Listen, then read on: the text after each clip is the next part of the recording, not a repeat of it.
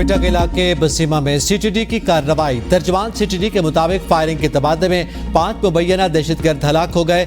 कार्रवाई के दौरान 3 अफराद फरार हो गए। दहशतगर्दों के जेर इस्तेमाल घर से असलहा और गोला बारूद बरामद कर लिया गया। इलाके को घेरे में लेकर सर्च ऑपरेशन जारी है।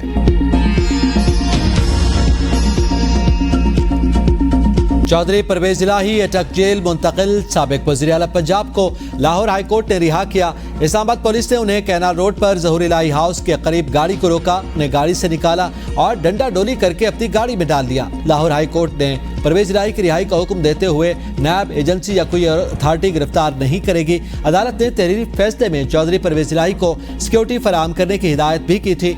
2 सफ़हात पर मुश्तमिल फैसले में कहा गया परवेज इलाही को नजरबंदी कानून के तहत भी नजरबंद न किया जाए।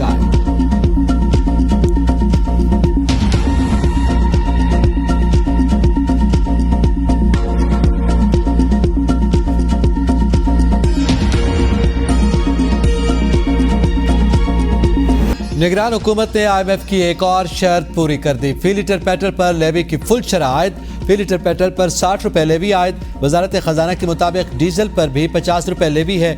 दोनों मसनूआत पर लेवी मजीद 60 रुपए फी लीटर तक बढ़ाने का खदशा।